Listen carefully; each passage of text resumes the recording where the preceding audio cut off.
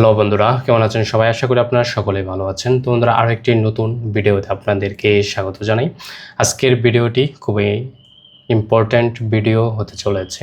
আজকের ভিডিওতে আমরা দেখব কিভাবে আপনারা বিকাশের লোন পরিশোধ করবেন। আমাদের চ্যানেলে আরও একটি ভিডিও রয়েছে, যে ভিডিওতে আমি দেখিয়েছি কিভাবে আপনারা বিকাশ থেকে লোন নিতে পারবেন সর্বনিম্ন 500 টাকা থেকে শুরু করে সর্বোচ্চ 50,000 টাকা পর্যন্ত।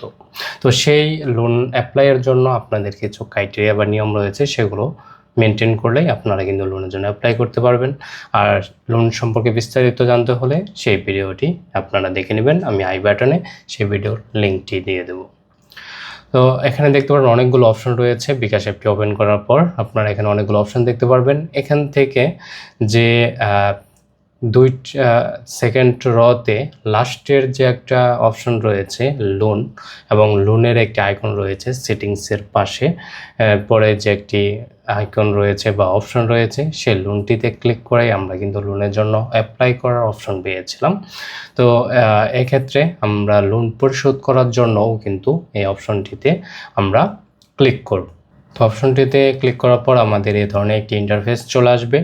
এখানে আমাদের লোন সম্পর্কে বিস্তারিত সকল ডিটেলসগুলো থাকবে, যে আমার লোন কয়টি নেওয়া হয়েছে, লোন কত টাকা নিয়েছি, কিস্তি কত টাকা, এরপর আমার কত পার্সেন্ট লোন পরিশোধ হয়েছে। দেখতে পাচ্ছেন এখানে আমার কিন্তু 74% লোন কিন্তু পরিশোধ হয়ে গিয়েছে। এখন আমার লোন ডিউ আছে হচ্ছে 26%, এবং আপনার বর্তমান লোন লিমিট হচ্ছে 1489 টাকা।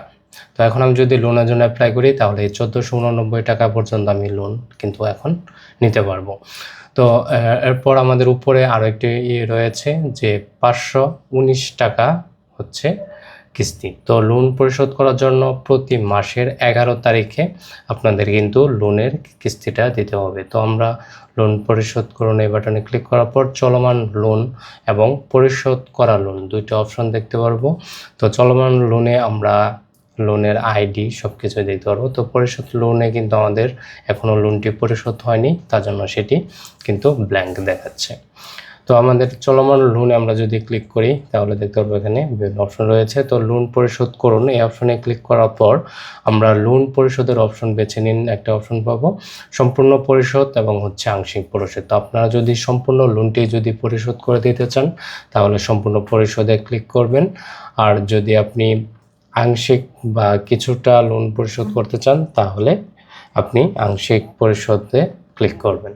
তো এখানে সর্বনিম্ন হচ্ছে 10 টাকা, এবং লোনের যে সম্পূর্ণ পরিশোধ সেটা হচ্ছে 510 টাকা।